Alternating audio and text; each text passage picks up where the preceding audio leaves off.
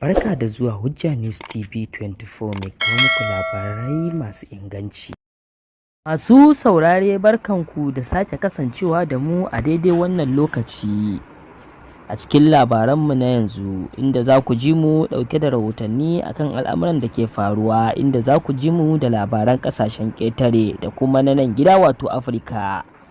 Inda za ku ji mu ɗauke da rahoton jagoran 'yan adawa a jamhuriyar Nijar wato Hamma Amadu ya koma ƙasar bayan ya kwashe fiye da shekara 5 yana gudun hijira a ƙasar Faransa. Kanin labaran namu kenan kuka saurara. Jama'a, idan wannan shine farkon shigo ku wannan tasha ta mai albarka, muna roƙonku da ku danna mana alamar subscribe da alamar ƙararrawa domin ci gaba da samun shirye-shiryenmu. To jama'a, sai ku gyara zama domin samun cikakken rahoton namu. Jagoran 'yan adawa a jamhuriyar Nijar wato Hamma Amadu ya koma ƙasar bayan ya kwashe fiye da shekara 5 yana gudun hijira a ƙasar Faransa. Tsohon firaministan ƙasar ya sauka ne a birnin Yamai a ranar Alhamis, inda daga nan ya wuce kai ziyara kabarin mahaifiyarsa. Watan Agustan 2014 ne ɗan siyasar ya gudu daga ƙasar bayan da aka bankaɗo badakalar safarar jarirai daga Najeriya, inda da aka zarge shi da hannu a ciki.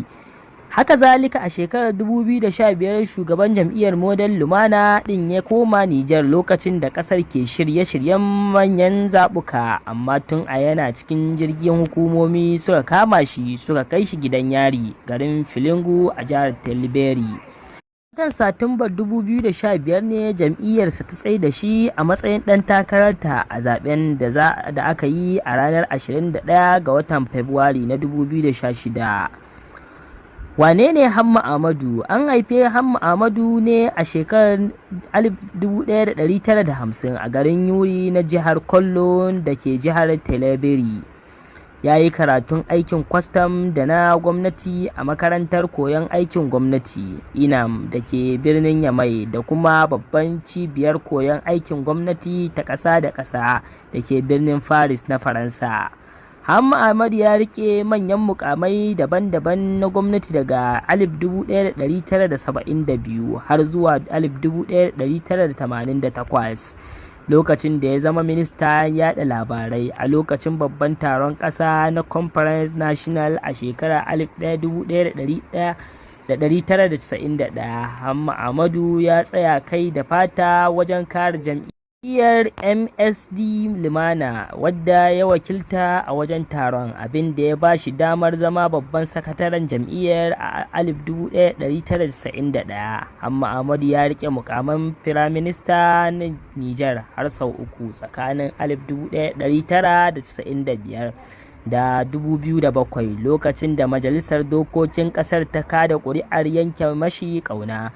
A shekarar 2008 hukumomi sun kulle shi a gidan kurkukun Kotokale, inda ya shafe watanni 10 bisa zargin cin hanci. Daga bisani ya fice daga jam'iyyar MNSD Nasara domin kafa jam'iyyarsa ta Model Lumana.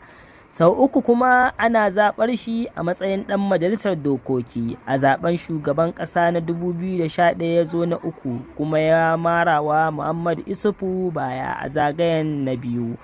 Hakan ya sa ya samu mukamin shugaban majalisar dokoki har zuwa 2014, lokacin da ya fice daga ƙasar saboda zargin da yake fuskanta na kasancewa da hannu a wata badakala ta sayo jarirai daga Najeriya.